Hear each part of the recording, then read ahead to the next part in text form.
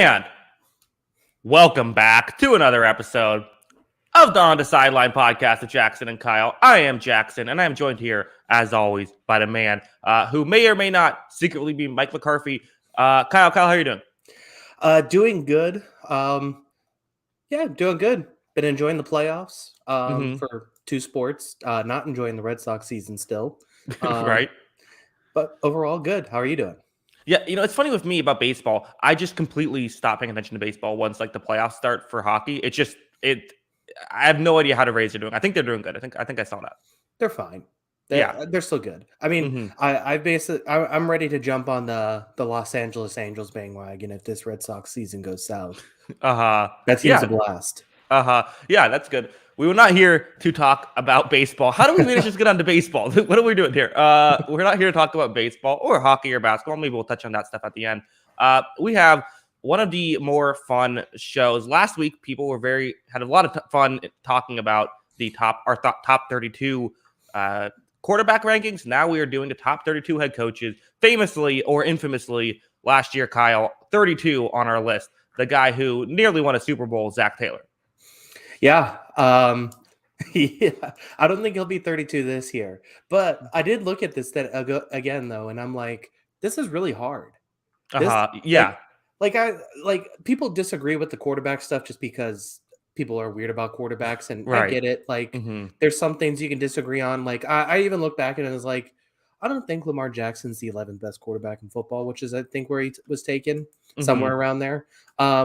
At this point, this one, though, I got to 12 and I'm like, what the heck do I put here? I don't. Right. I mean, some of these are just kind of I'm trying to project the team a little bit, and it's just this is just a guess at this point. So I would say take this with a grain of salt. I don't think there's a ton of good coaches in the NFL right now. Yeah, I think it's really hard to evaluate. And even at the, sometimes at the top, you have a couple top guys. I think you can find a flaw with every single coach in the NFL. Yeah. Or I shouldn't say there isn't a lot of good head coaches, but there's just a lot of new head coaches too. I mean, There's still a lot of guys we're still kind of feeling out about. I mean, if you're looking through it, there's several first-year head coaches with new teams. We especially when you talk about McDaniels and Bowles getting another head coaching job, or you're looking at guys who are on their second season with the team, and it's how you'd evaluate that. I think it's interesting, but I just think that there's a lot of it's pretty tight though once you get past the top guys.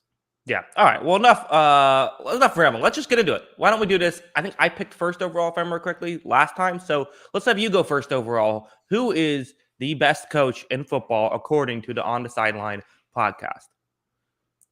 Is Sean McVay too hot takey? That's very hot takey. Is that who you have? That's who I have, number one. Wow. That's a surprise to me. Yeah, so this was our third year doing this. This is the first year Bill Belichick isn't on number one, which, by the way, exactly. So everyone knows I'm a Patriots fan here. Yeah, I mean, I thought McVay did some really good stuff. I thought he got a little too predictable with his offensive play calling towards the end of the regular season, but I thought he started to figure things out in the playoffs. And, I mean, part of winning is you get rewarded for it, and I think this is rewarding McVay for his efforts with that team. He just continued to find ways to put Stafford in situations to succeed, put Cooper Kupp in situations to succeed, and I just think he's done a terrific job, not just with himself, but also with his staff, because you look at his staffs too, and that's part of being a head coach.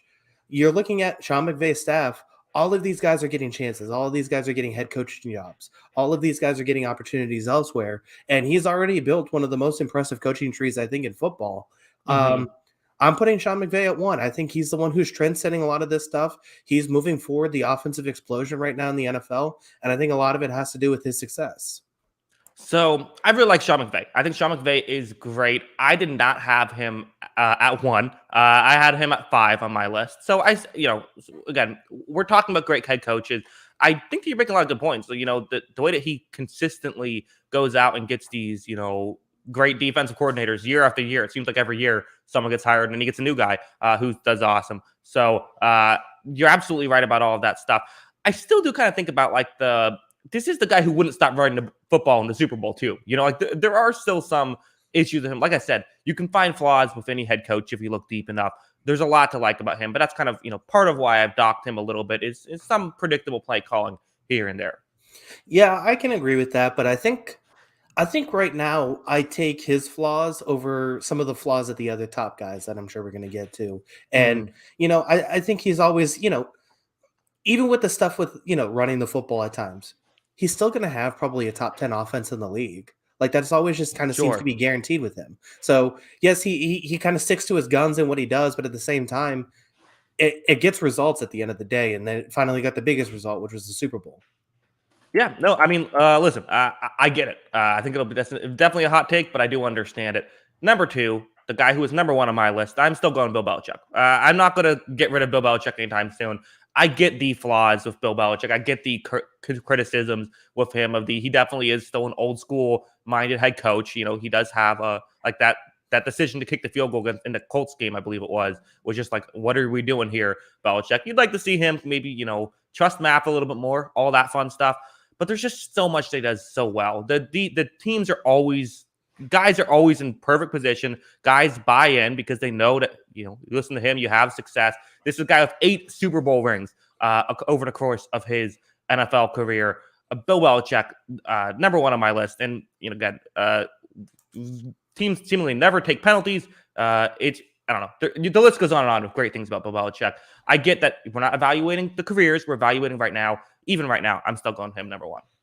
Yeah, he was still number 2 on my list. I docked him. It really is some of the stuff. I just think he's not. I don't think he trusts. Like, I don't know if it's a lack of trust with his team or just in general or something. I don't know. But it was just scary how conservative he was. Right. How conservative he was last season on just the simplest things. It wasn't even like just necessarily going for it on 4th down. They had like 3rd and 6 plays. They were constantly running the ball and trying to run a draw play with Brandon Bolden.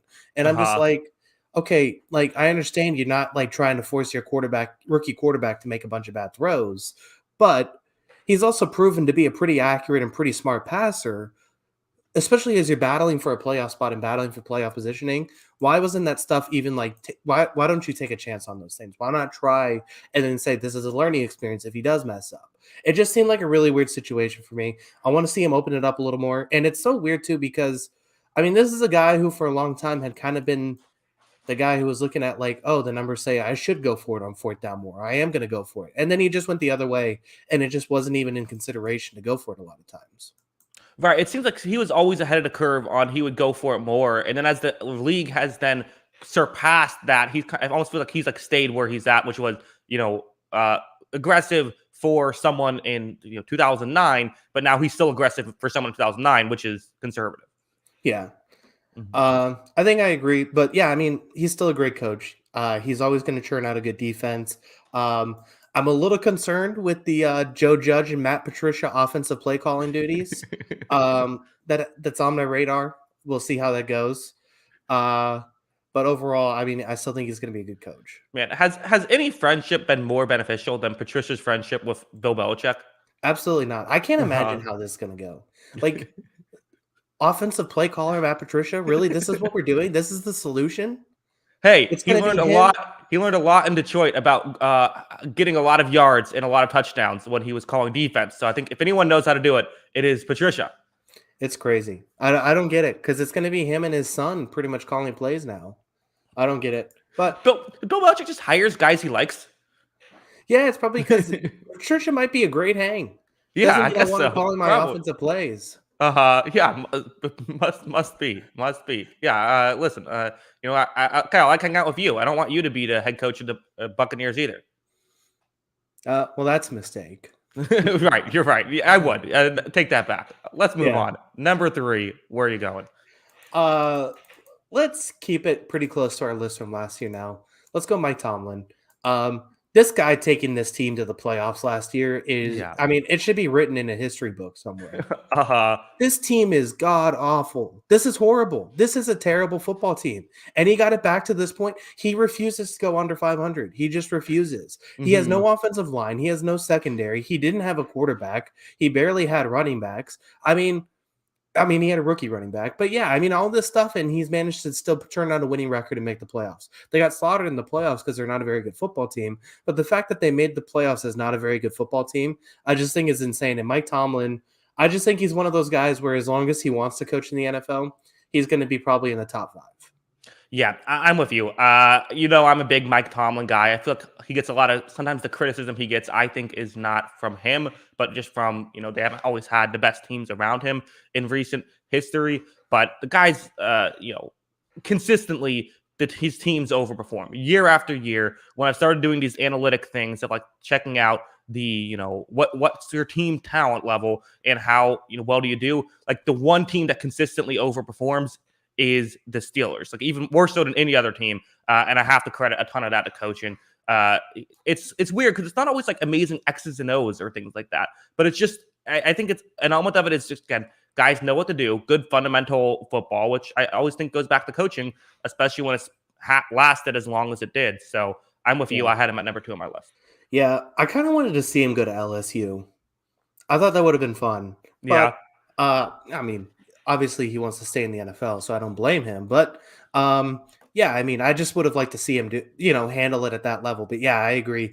His teams always stay disciplined. They always seem to figure it out. And I mean, I think it's a testament to him and who he is as a quarterback or head coach. Oh, that'd be fun if he would play quarterback.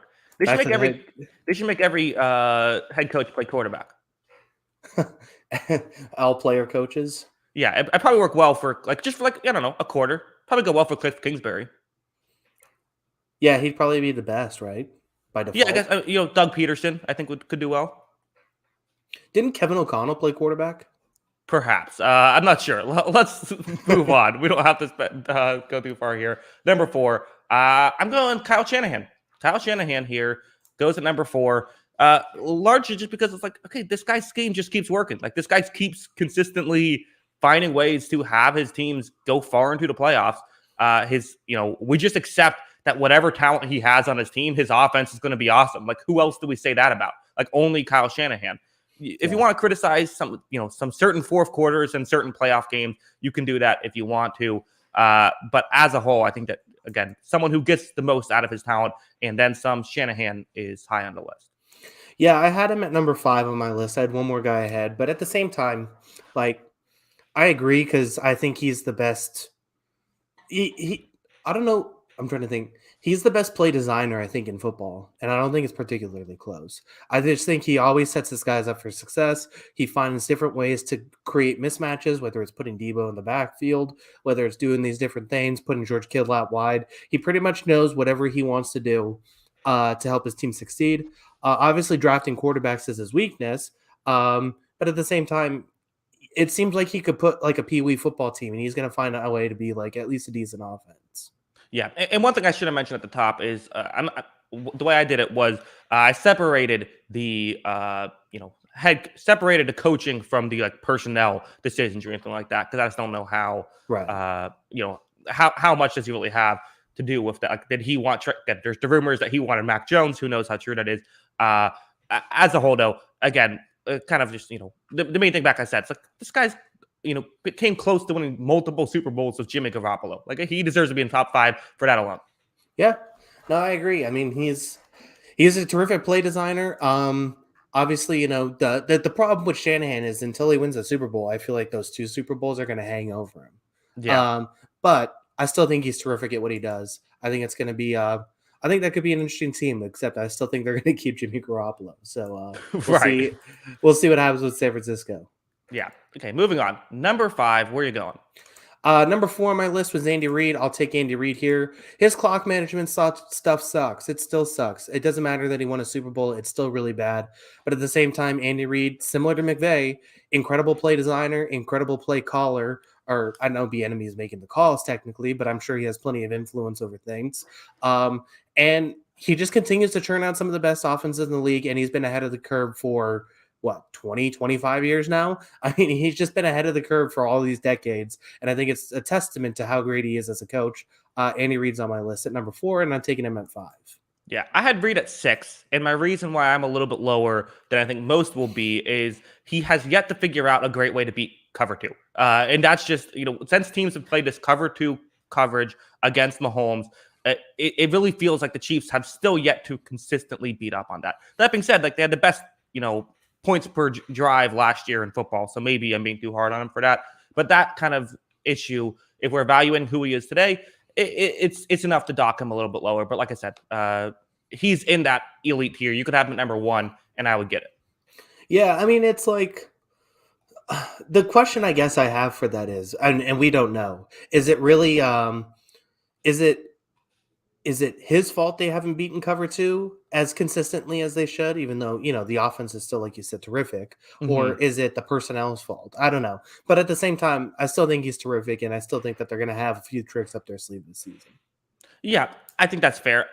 To me, just the way I see it, I feel like there's a lot of he still tries to get these deep stuff down the field when teams are, playing multiple safety deep coverages and things like that. That's kind of been my biggest concern of him. And I still think about the Super Bowl against Tampa Bay. It's like he didn't run the ball at all when it was an obvious, like, you should run the ball in this situation. So, again, we're nitpicking here at the top guys, but that's what happened.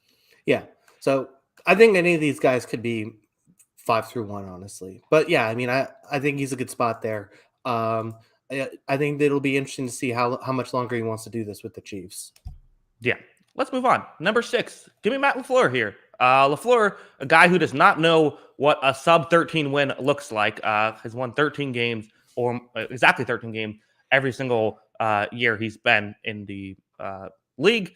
2 conference championships. If you want to blame some of the playoff losses on LaFleur, I suppose you could. I don't really know what he did.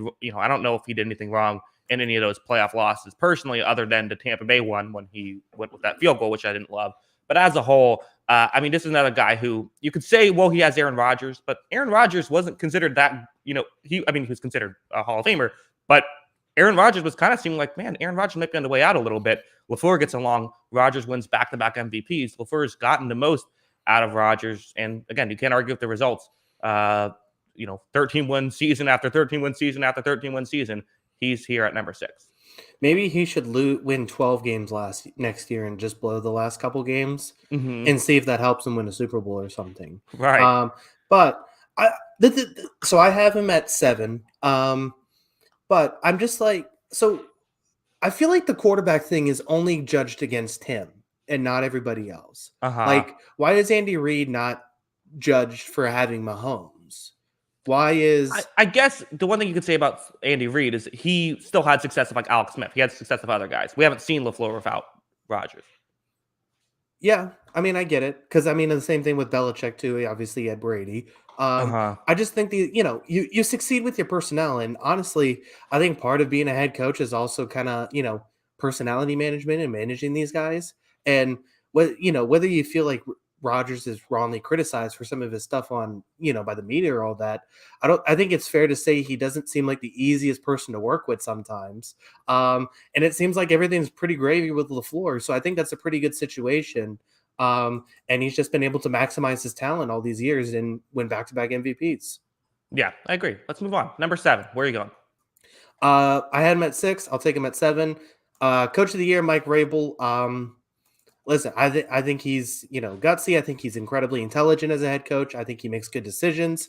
I think, being a former player also helps him make those decisions too. And, I think that he for the past few years, I feel like the Titans have overperformed expectations, and I think he deserves some of that credit too. So I'm putting Vrabel here. Yeah. Again, I like Vrabel a lot. I think the thing about Vrabel it's weird. I had him a little bit lower. I had him at 9. Just the thing that always is weird for me is like, how much credit do I give him? Because again, his teams always overperform. He seems like he's a great locker room guy, but it's hard to evaluate that. Although it does matter, it's just hard to evaluate. It's hard to actually quantify it, I guess is the way to phrase it. The X's and O's I've never been blown away with, but they're always solid. So I think this is fine. I think top 10 for sure with Vrabel. Yeah, I think he deserves it. And people were saying this was the worst 1 seed that in the AFC in some time, but they got the 1 seed. They won those games. He managed to lead his team to those. And I don't feel like this is ever the most talented team in the AFC, but last year they're the 1 seed. A couple of years ago, they're in the AFC championship game. They keep putting themselves in these spots to potentially make a Super Bowl. And I think he deserves some of that credit, even though I don't think there's a ton of superstar talent on this team. Yeah, man. Even if you want to say, well, like Derrick Henry, it's like they didn't have Derrick Henry last year for a large part of it. So I agree. And AJ Brown last year for a large part of it. Right. Yeah. No. Yeah. Very good stuff from Vrabel last year in particular, who was very good. Number 8.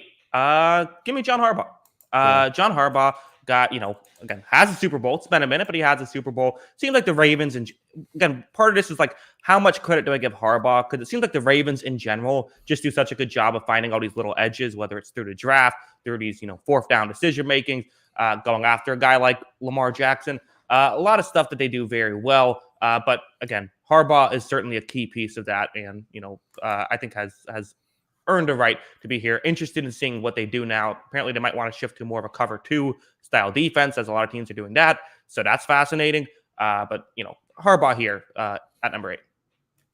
Yeah, I had Harbaugh at 8 too. I feel like this is pretty much the end of what, if you want to call them all tier 1 or tier 1 and tier 1.5.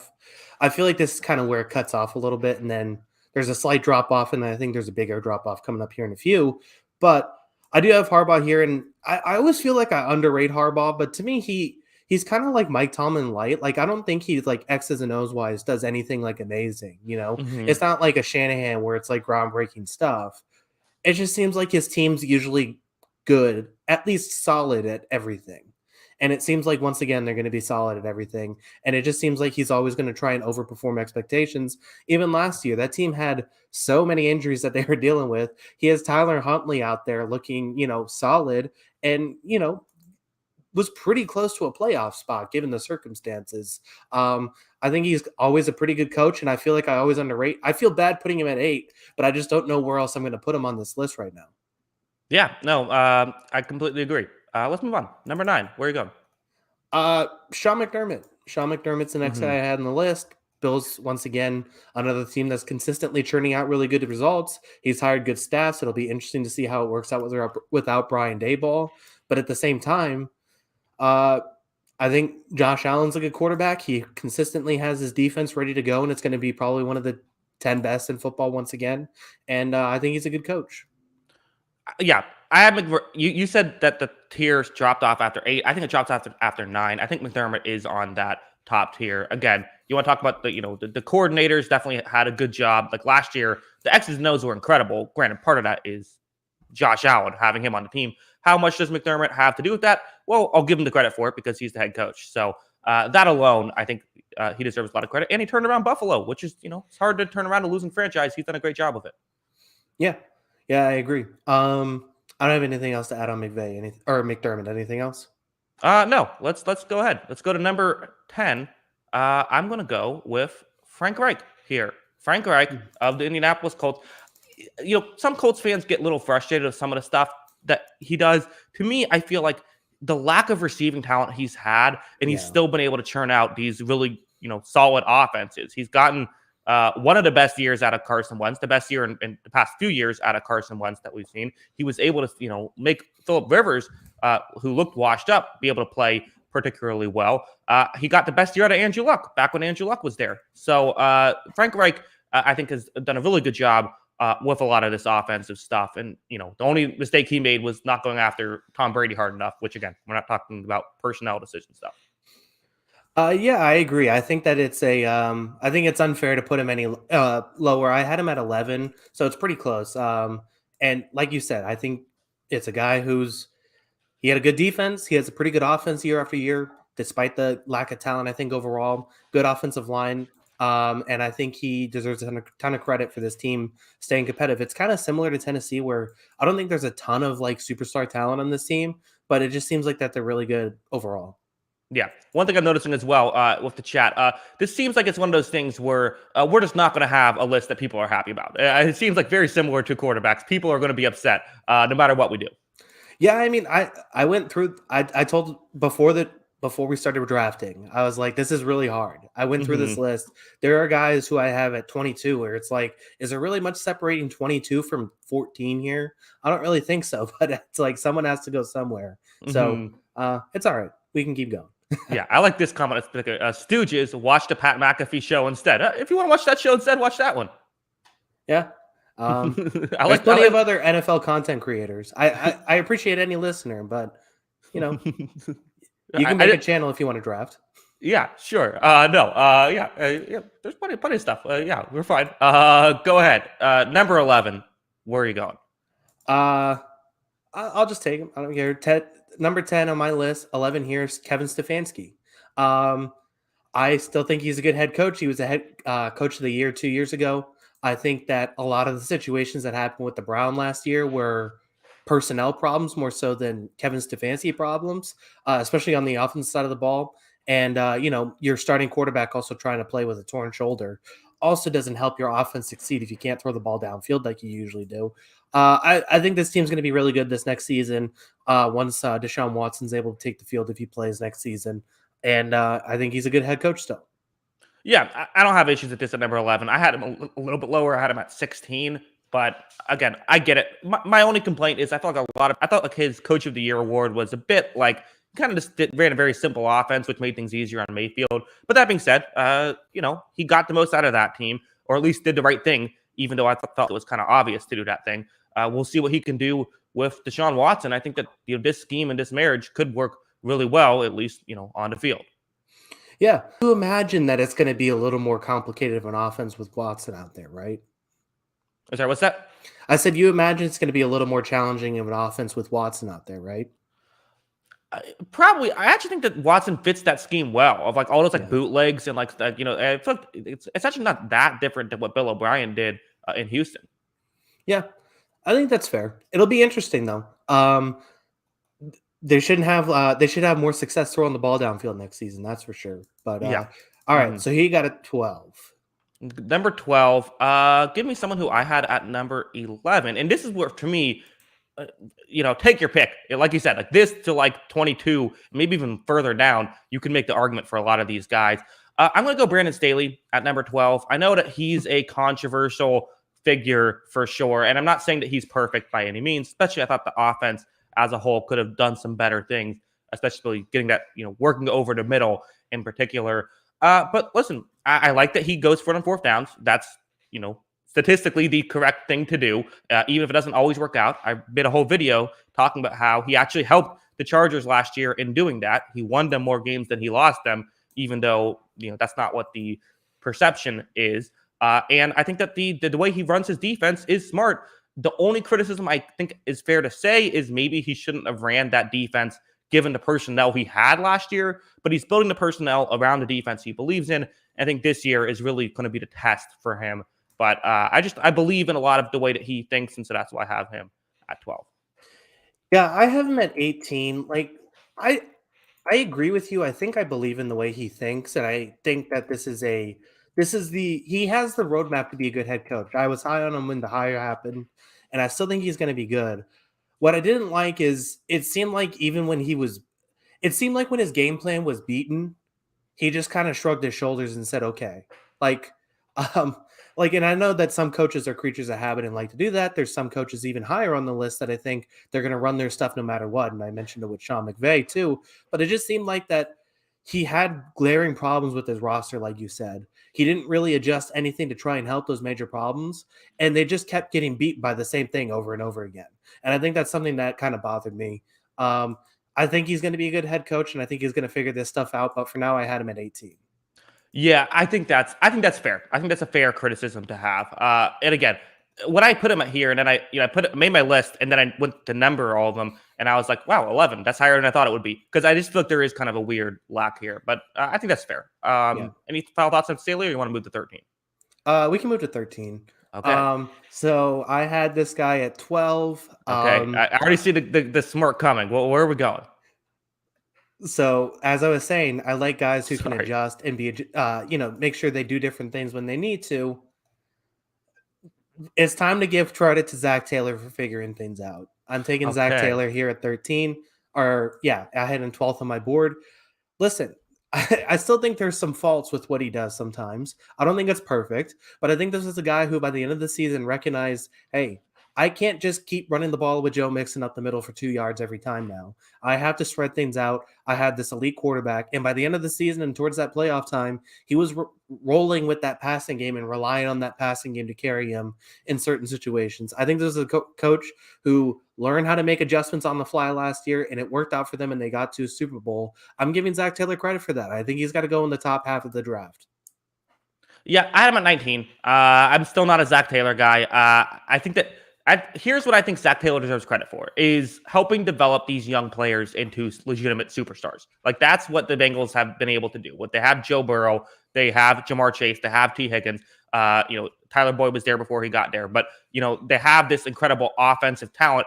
Any offense is going to be good with that talent. This offense was not as good as it should have been throughout the course of the season with that talent. It just wasn't. The fact that the Bengals were about, they ran the ball on average about the same amount as everyone else. If you look at, running the ball, like if you take situations into account, I think was silly. And it just didn't make no sense. Yes, he did at a certain points open up the passing game, but even later in the playoffs, he then went back to running the ball a lot. In the Super Bowl, I didn't think he had a great Super Bowl. I guess to me, I think if Doug Pederson is the head coach of the Bengals, do we think that the Bengals don't make the Super Bowl? I don't think so. It's impossible to know, but I don't think so. That's fair. Yeah, I mean, part of it is too, I think he just deserves some credit for the run they had too. I mean, Sure. The players obviously deserve more credit, but at the same time, like you mentioned, I think he deserves credit for developing superstar talent. Mm-hmm. Isn't that some of the most important things? Would you rather have a coach who maybe is a little flawed with play calling, but develop superstar talent, or one who's an elite play caller but can't develop the superstars? Yeah, no, I agree. He deserves all the credit in the world for that. But I guess the question is, and this is just what I don't know, it's like, did he develop that talent, or are Joe Burrow and Jamar Chase just incredible talents that would have succeeded anywhere? That's just it's a complete guess. So like the way I view it is, if I'm starting a new franchise from scratch, I'm not racing to get Zach Taylor as my head coach if we draft it. That's kind of the way I think. That's fair. Mm-hmm. I think I can agree with that. So, yeah, perfect. Let's go to 14. Yes, let's go to 14 here. So this is where, again, might be a hot take here at 14. I'm going to go for a guy who's not the most established, but I liked him. So I'm going to pick him. Give me Robert Saleh here, 14, a guy who did incredible work with the 49ers defensively as their defensive coach, then went over to the Jets, and I thought did just a great job. I mean, this is a team that, I think about the Braxton Berrios re-signing, which seems like who cares about Braxton Berrios?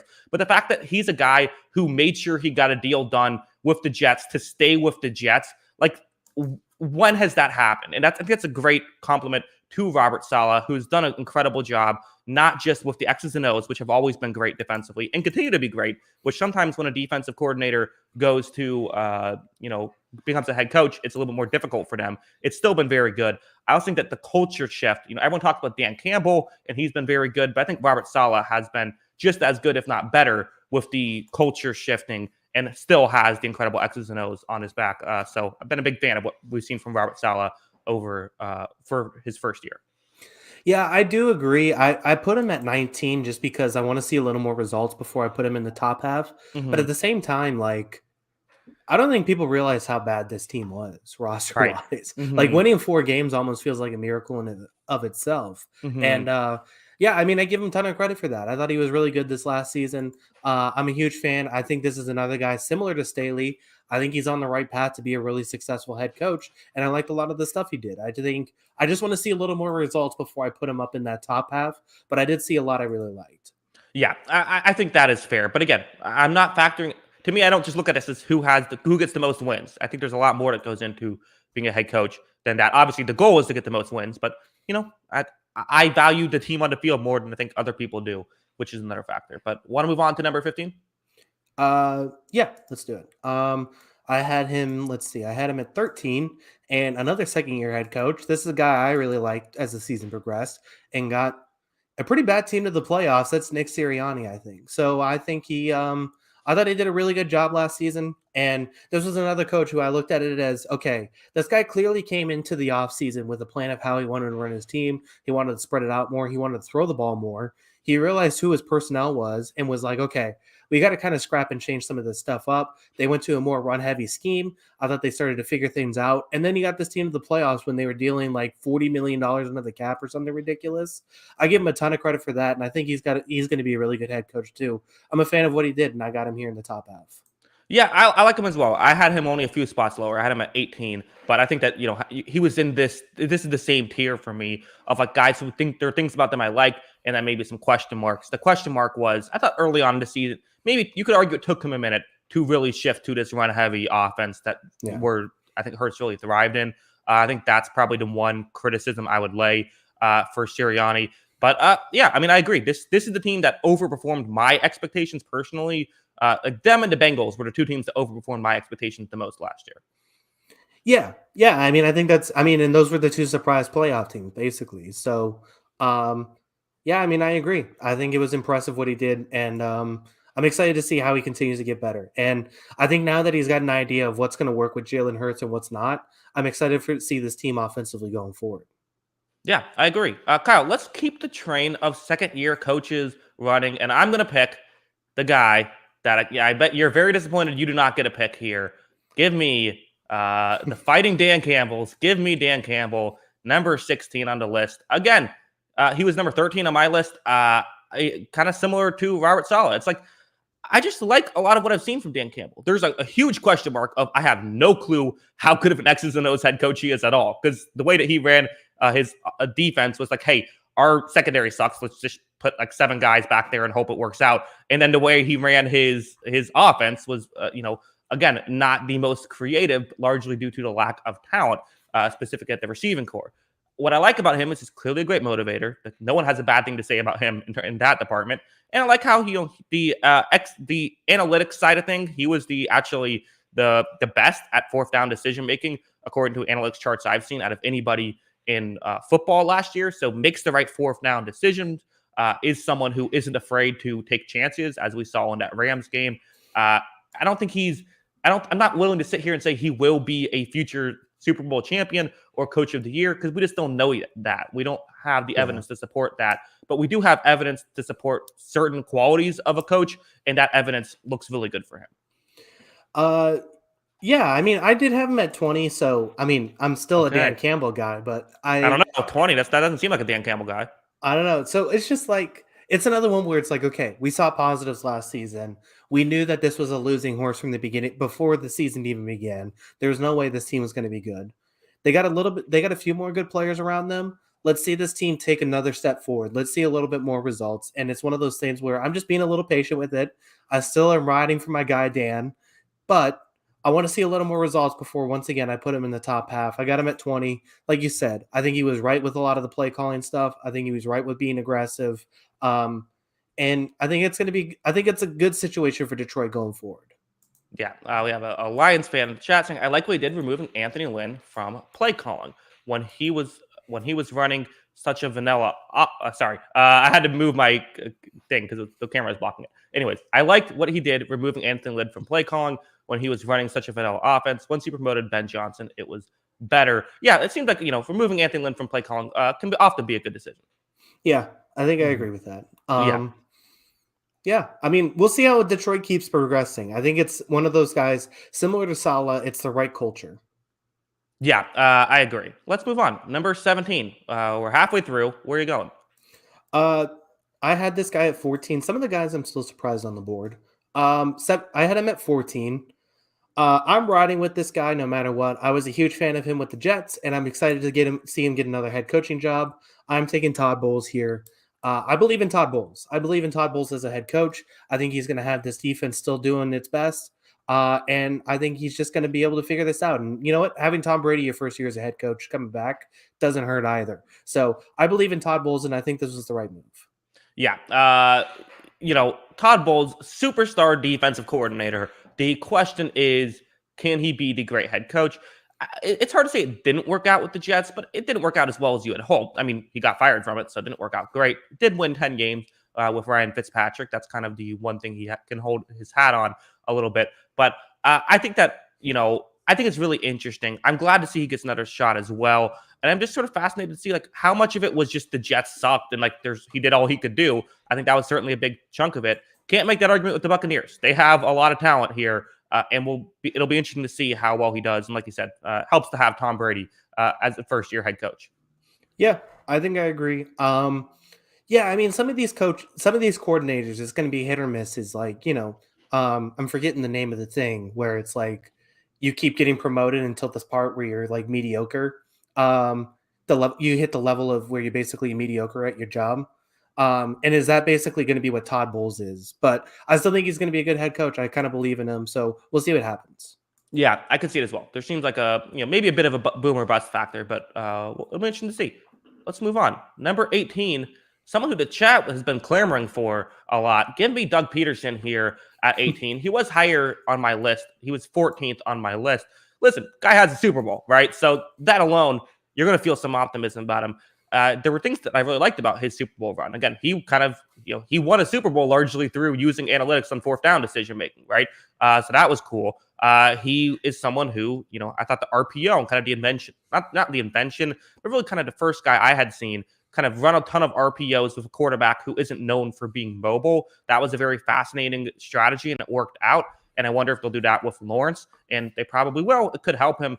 The issue, of course, is that we cannot forget those last couple of years in Philadelphia that did not go too well at all, and that's kind of why he is, does not make the top 16 on this list. Yeah, it's kind of funny. I had him at 15, so we just had different guys in front of him, so that's why he fell, because we each had him higher than 18. Right. Yeah, I mean, I agree. I think our first year doing this, I had him third on our head coach rankings. Right. I remember him being very high.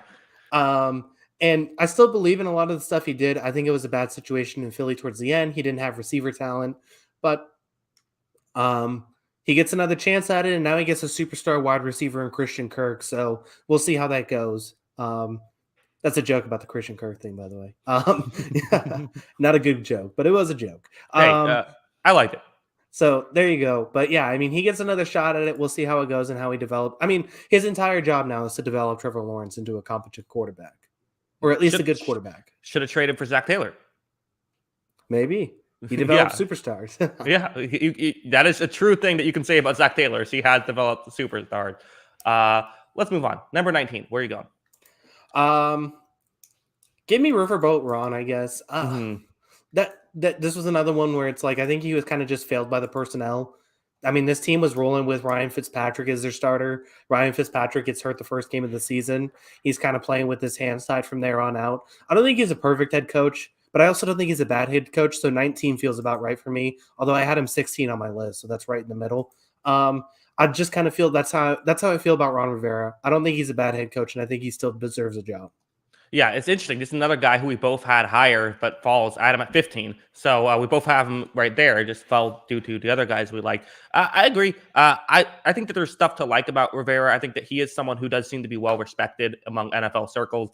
I think the one thing is, Rivera, great career. Do wonder if his scheme is a little bit outdated. He started to change some stuff last year. Hopefully he keeps that going. But, he's not quite like a certain guy in Seattle who has not been picked yet. But, he is someone who will definitely be a little bit, this is what we run kind of stuff, which I don't love.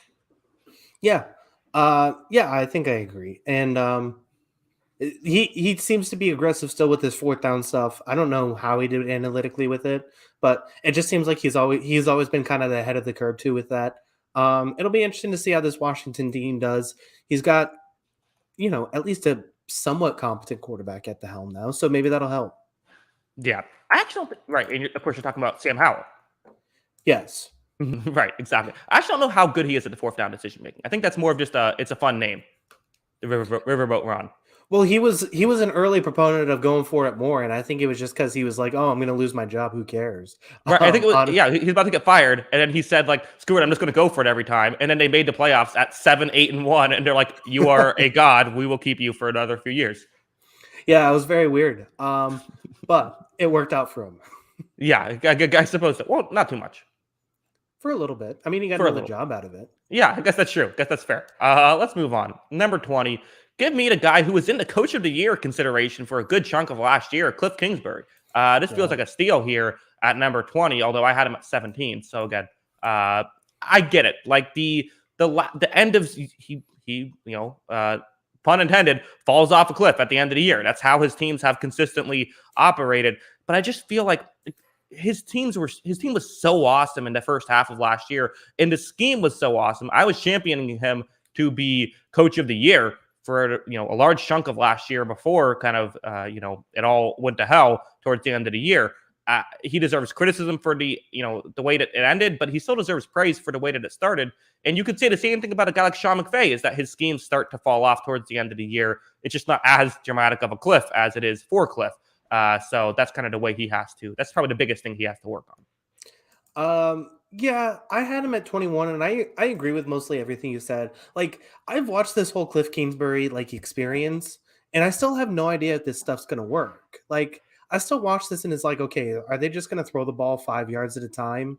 These swing passes all the time, and it's just gonna be like, okay, teams are just gonna be like, okay, this is gonna work. I don't know. Mhm. I just feel like there's not really logic behind it, but I just feel like eventually it's just gonna get, people are gonna catch up to this, and all of a sudden I don't think you can construct your entire team with being faster than everybody else.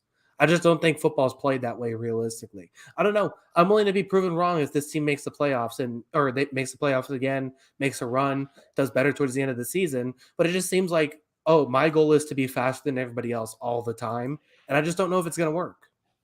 Yeah, I think that that's fair. The one last thing I would say about him, the way he got explosive plays against cover two, did it better than anyone else did the first half of the season. And I wonder if Hopkins' injury made that just harder to do towards the end of the year. Yeah. And I know Hopkins is missing some time, but even though I'm not the biggest Hollywood Brown fan, that's going to help start the year. Yeah, and it should be a better scheme fit than it was in Baltimore. Let's move on. 21. Where are you going? Give me Josh McDaniels. Mm-hmm. I think he's honestly up there with some of the other guys as one of the best play callers in the league. I don't know how he's going to handle the head coaching role again. I thought the problem with Denver was that he had a lot of personnel decisions. He had a lot of influence on personnel decisions, probably too much influence on personnel decisions, including drafting Tim Tebow, which apparently was a lot of him. But There you go. I think that I think it's a situation where he's inheriting a good team. He's inheriting an offense and a quarterback that I think fit him perfectly. And I think that the personnel in the scheme is a perfect marriage that I think he's going to have a lot of success these first couple of seasons.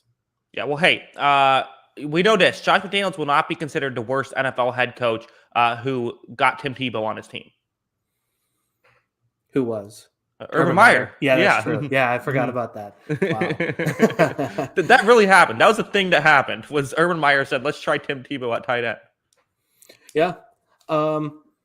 Sorry, I should talk about Josh McDaniels, but no, it's okay. No, I agree though. It's crazy. Yeah, I mean, look, he wanted to take a chance on it. It didn't work out, obviously. I mean, he did make the playoffs that one year, so I guess it worked out great.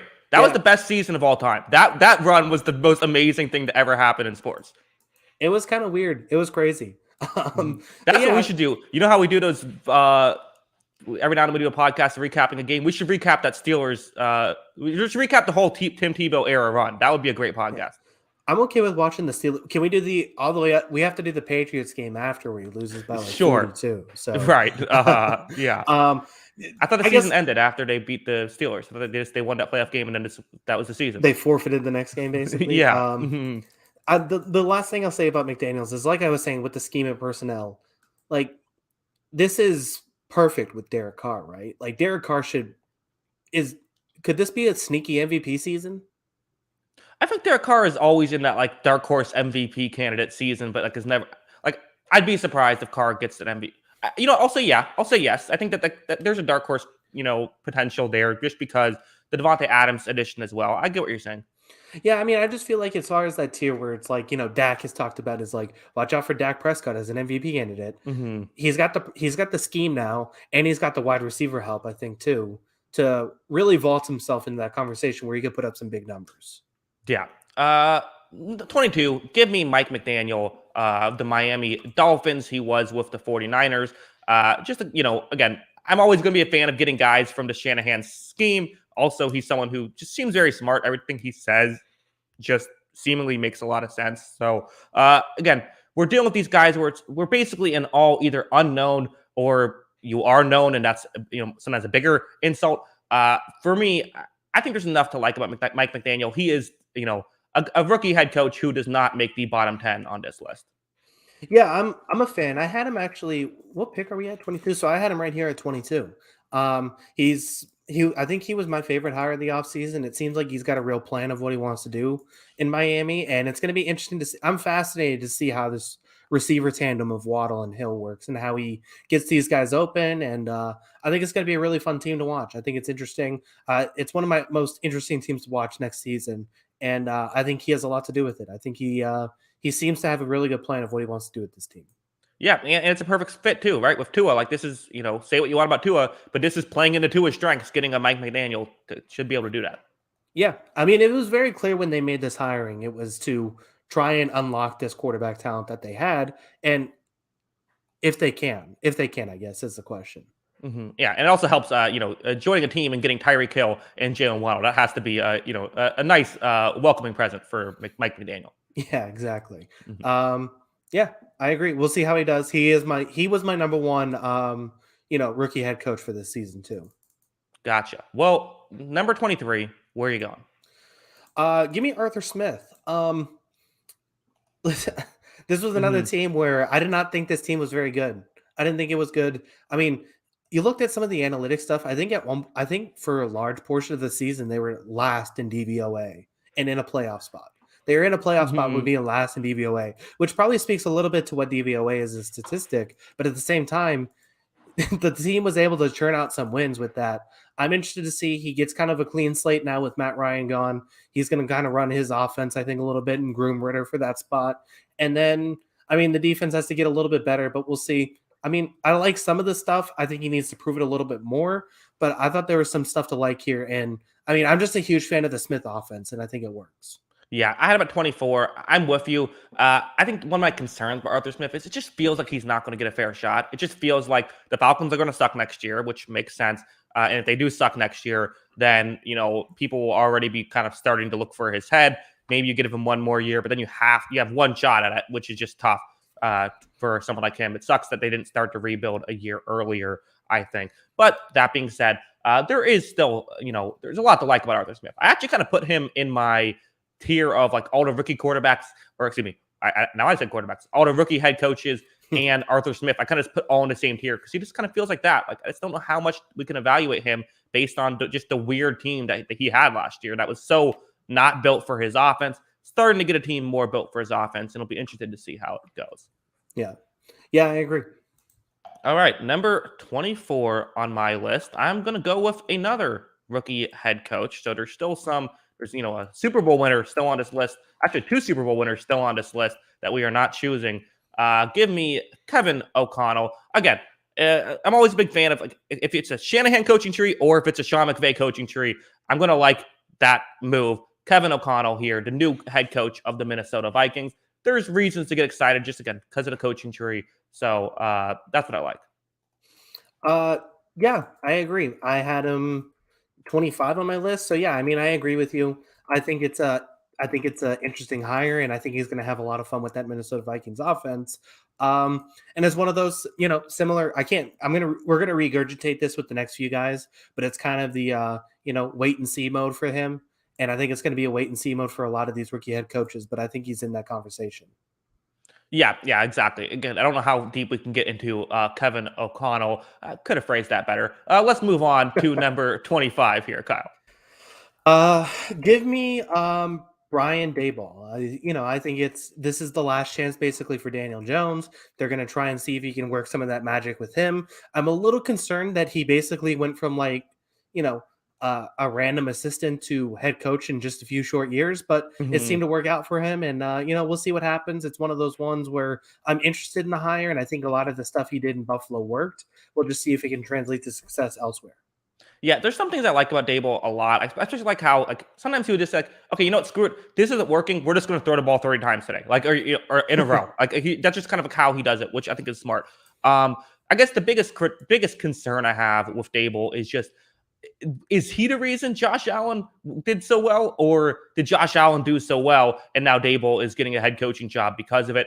And I have no idea. I don't know how I could go about this, figuring out if he's actually the reason that Allen got developed or if Allen was going to develop, after a few years anyways, and it just worked out and made Daboll look good. I don't know. Yeah, I mean, I think I agree. I think the thing is that like there was considerable improvements with just Allen's everything, accuracy, that kind of thing. I don't know how much And was mechanics. coaching. Yeah, exactly. So I don't know how much of that is Daboll or whether it's like a quarterback coach or personal trainer, all that kind of stuff. But I think he's going to get some of that credit for it, and we'll see if he can do the same thing with Jones. Yeah. Again, and we're also kind of splitting hairs with these kind of picking. I feel like some of these. I'm going to go with Nathaniel Hackett at number 26. Rodgers likes him. Rodgers would have him at like number 2 behind Matt LaFleur, it seems. He's someone who did seem like a part of why he got drafted was because, or got signed was because they thought they could maybe trade for Aaron Rodgers if they have, him there. That's not how it worked out, but still interested to see how Hackett works with Russell Wilson. And, Rodgers has credited part of his recent success to Hackett. So, I think Hackett and Shailene Woodley seem to be are 2 of the biggest contributors there, according to Rodgers. So, if we'll see how, he could do Russell Wilson, but again, there's reason to be optimistic if you're a Denver fan for a lot of reasons. Yeah, I did have him at 27. I had one rookie head coach above him, but at the same time, I agree with everything you're saying. It seems interesting. And that coaching tree just seems to work, man. So I can't blame people for making that pick. Yeah, I agree. Number 27, where are you going? 26 on my board, another rookie head coach. Let's go Matt Eberflus here. I really like a lot of the stuff he did in Indianapolis. I'm interested to see how it works as he takes over the head coaching job. It's an interesting hire because obviously he needs to hit the offensive coordinator job out of the park to develop Justin Fields, and that's going to be a lot of what his job, I think, depends on. I think the only situation where, like, you could honestly, I think, rate Eberflus, if you based it on how you think these teams will do next year as ranking your head coaches, I wouldn't be surprised if you put Eberflus towards the bottom because this is I think I've said it before, this was my worst offseason, the Bears. They didn't really help him with this situation, and I think that he's got a tough road this next season.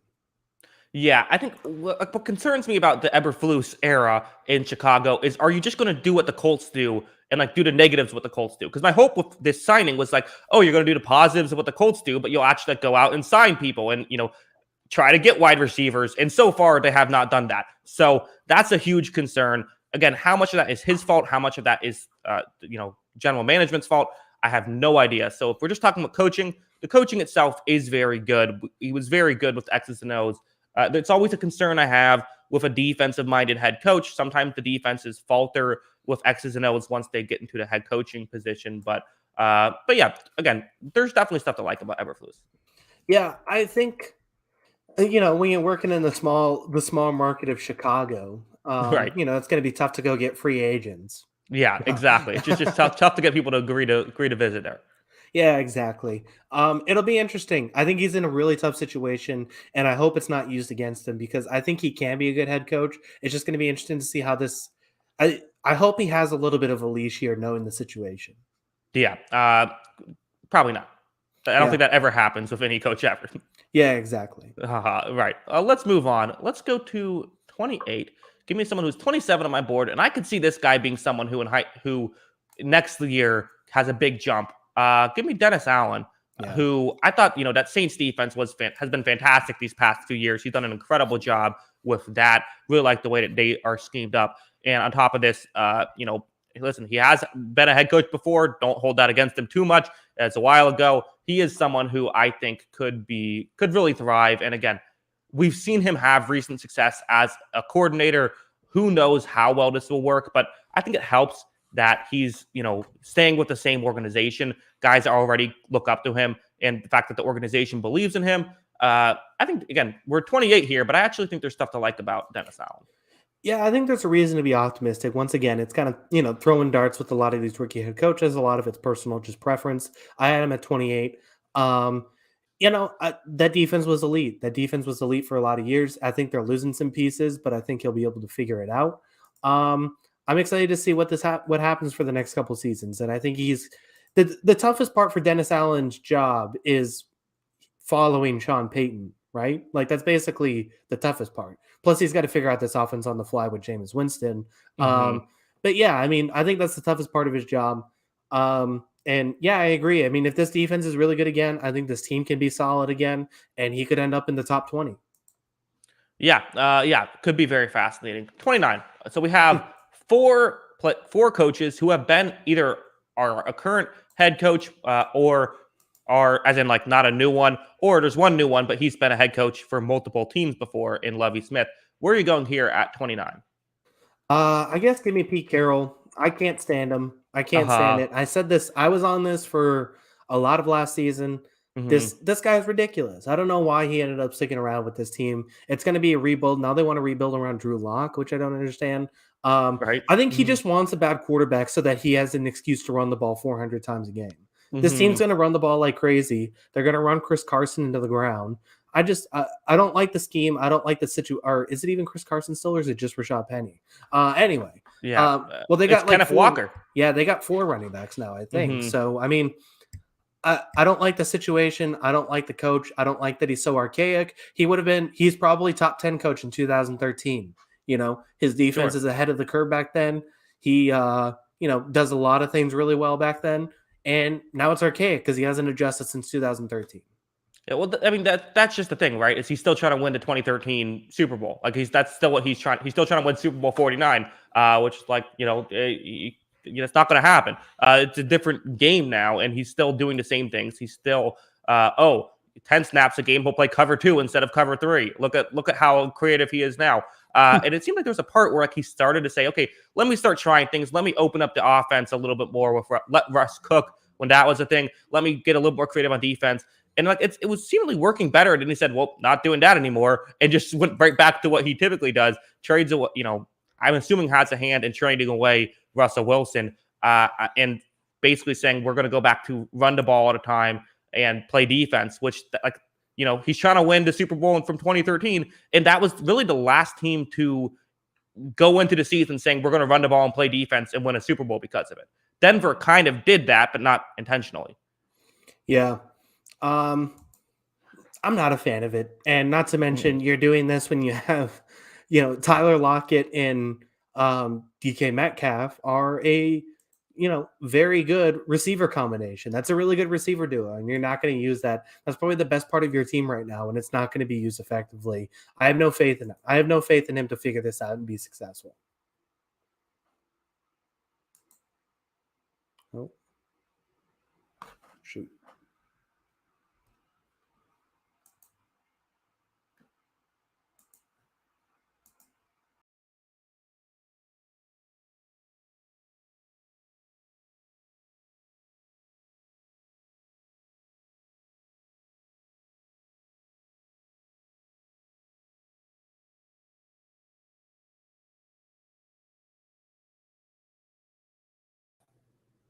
Okay. Are we back? What's happening here? I don't know where Kyle is now, so I'm confused. I think StreamYard might have crashed or something.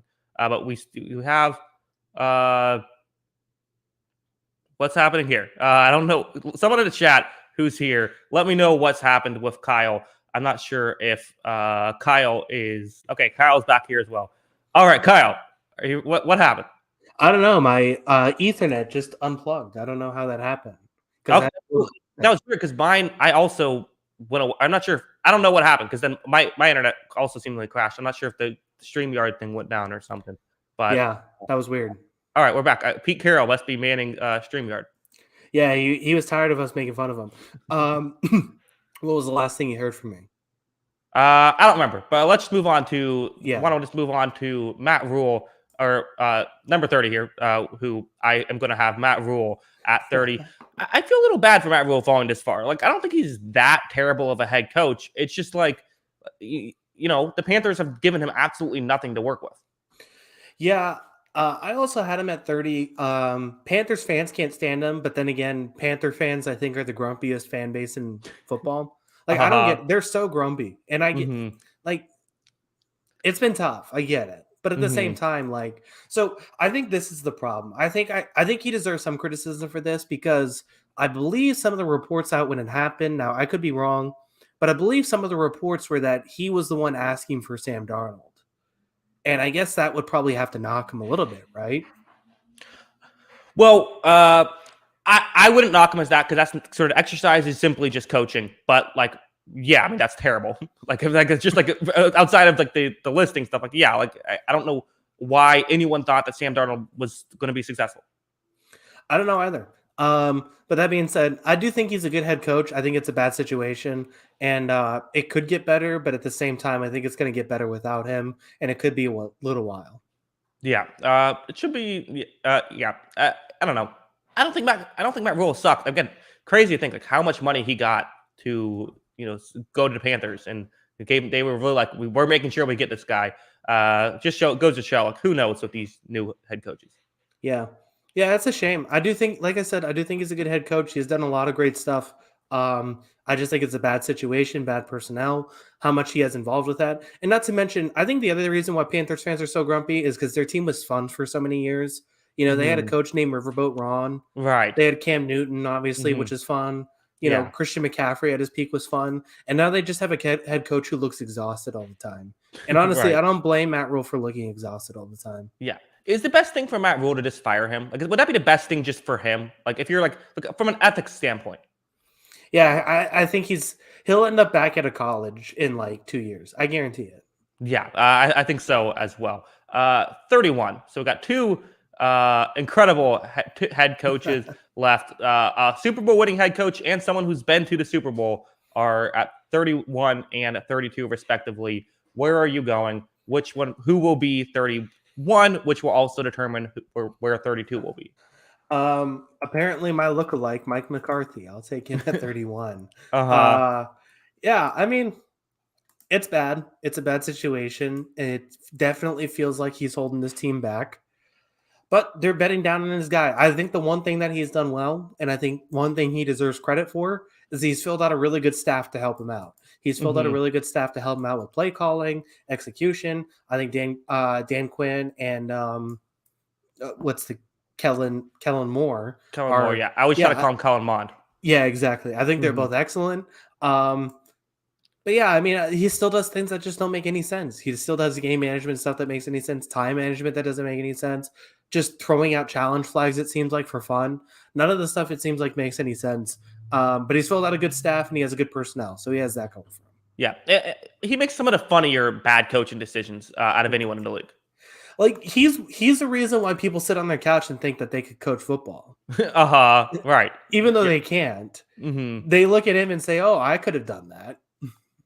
Well, I just loved, like, remember when he got hired and it was like, because he's like, well, I got a Pro Football Focus subscription and I watched every game last year. And then like 2 days in, he's like, oh, well, I actually didn't watch every game last year. It's like, wait, what are we doing? What do you couldn't watch? What are we doing here, Mike McCarthy? Yeah, it was crazy. And I believed some of it too. I was like, oh, it seems like he's going to figure some stuff out. And he learned. He did not learn.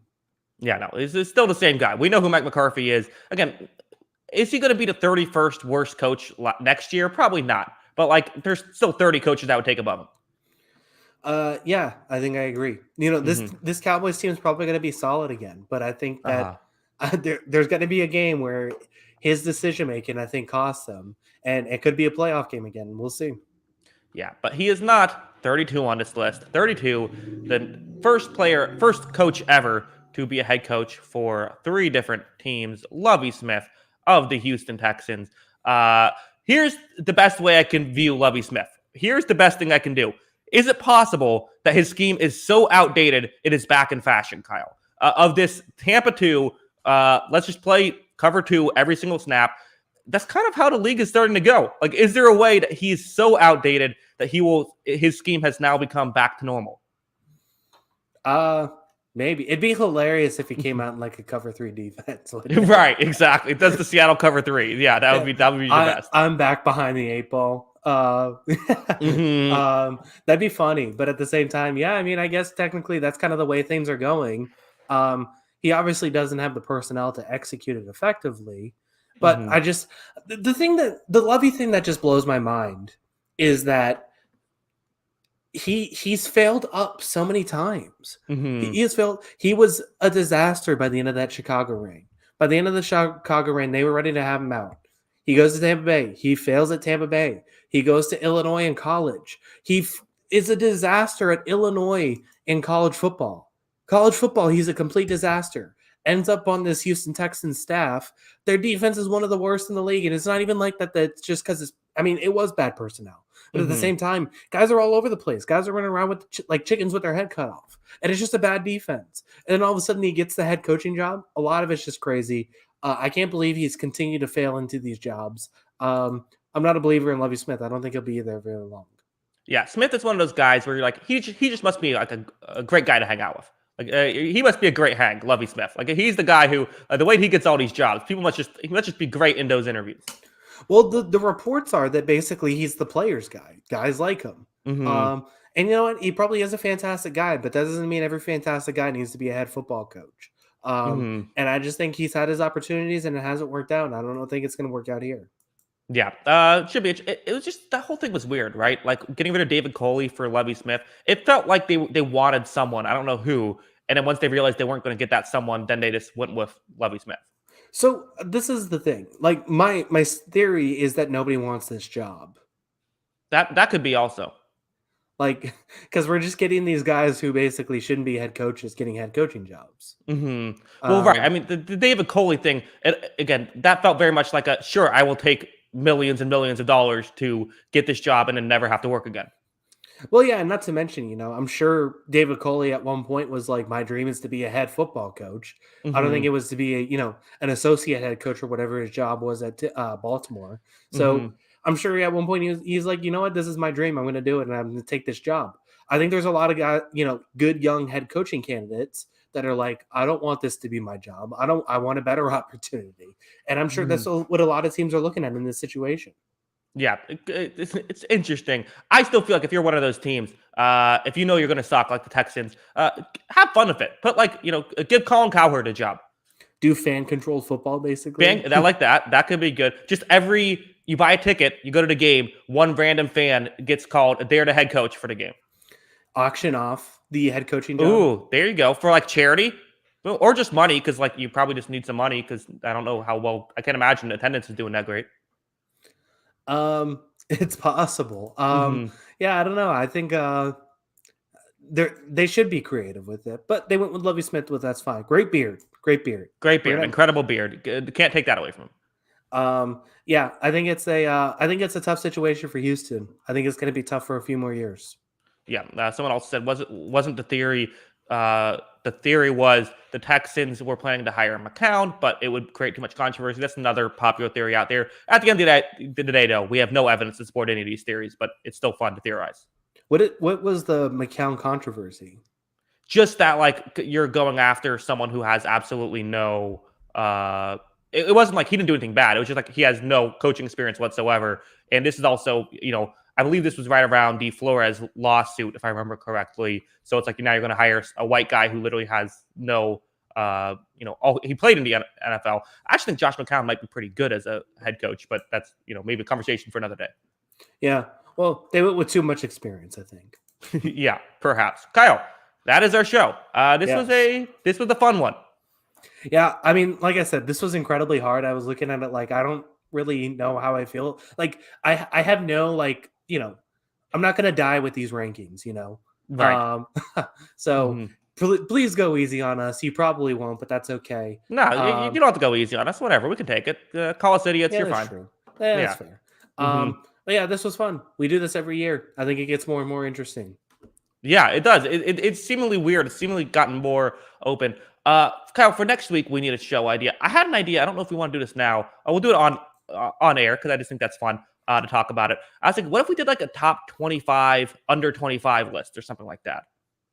Okay. You want to include people who are 25 or like 25 or under? Yeah, let's go ahead and do that. Okay, because it's football, because there's guys going to be a little bit older. But yeah, let's do another draft, top 25, 25 or under. Are you going to take Kellen Mond one? I might. You don't know. I think here's the rule. Here's the rule is that you can only pick people who have been drafted, but they don't have to have played yet. So rookies are on the table. Yeah, I think that's fair. We'll see. That'll be fun. Well, that's our teaser for next week. I'm enjoying these lists. I think these have been good off-season content stuff. So, Kyle, any final thoughts before we head out? No, I think we just about covered it. I think it's a another good show. Bring your comments, and 113 days till football season. Yes, 113 days until Kyle. What do you think about the Lightning? Can we three-peat? I hope not. I'm sick and tired of it, man. I'm having a great time. We're all on the Mavs bandwagon, man. That's what it is. The Mavs bandwagon. That'd be fun. Although I have to say, kind of like the Warriors again. I've gone through a very full 360 now at this point with the Warriors. It's just kind of fun to see, like, Draymond Green is getting booed again. It's like, oh, I miss these guys.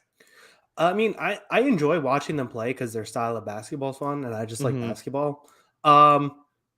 But I hope they lose this next round. I'll be at games 3 and 4. Sure. Yeah, that should be fun. Yeah, it'll be a good time. I'm actually going to game 2 tomorrow in Sunrise. I'm going to be an away fan at the Panthers game. Florida I Lightning mean, that's Panthers. basically a home fan. Yeah, it might be. Okay, I don't want to make those jokes. I'm a Tampa Bay Rays fan. I have no room to talk. Has their attendance gotten better since I gotten good? I think so. I think it's actually been decent this year. Oh, well, that's good for them. Yeah. So hopefully, grow to game into southern states. That could be fun. Okay, Kyle. Actually, This I gotta say, Miami's the worst fan city, I think, in the country. I don't interesting. even Well, care about hot takey about it. I think Dolphins fans are good. Dolphins fans, you get my respect. mhm, But like I'm watching like Heat fans yesterday, mhm. and Heat fans look like a 2K crowd. You They know, I have to just say this. I have to throw this. The schedule makers did not do Miami fans favors scheduling the Panthers and the Heat games on at the same time. I think that hurts. It splits the fan base. yeah, maybe. I don't know. I just feel like I was watching that Heat game, and I feel like I've watched it with every Miami Heat game this playoffs. Their fans just like sit the entire time for playoff games. They clap when their team makes a shot, and then they, cheer when the other team misses a shot. And that's basically the whole game is just I don't know. Weak fan base. That's what I got to say. Come on, Miami. I don't know. I think it's probably Toronto's number one. I mean, at least they don't. At least Miami fans might not cheer too much. At least they don't cheer when Kevin Durant tears his Achilles.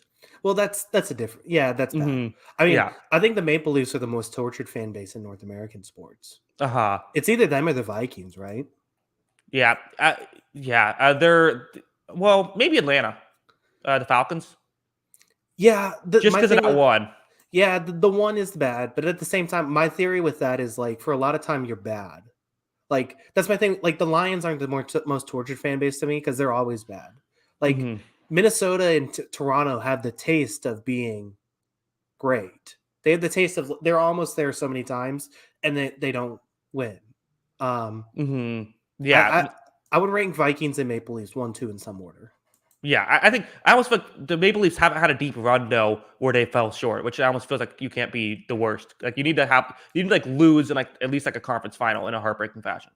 Yeah, I guess that's fair. So Hmm. maybe Minnesota Vikings, congrats. You're the most tortured fan base in North American sports. Although I mean I don't know, Boston's getting there. Yeah, it's been rough for us, man. Yeah. All right. Again, thanks to everybody who listened through all this nonsense with us. Be tuned. Stay tuned next week. Should be fun. And of course, until next time. See you later, alligator. Peace.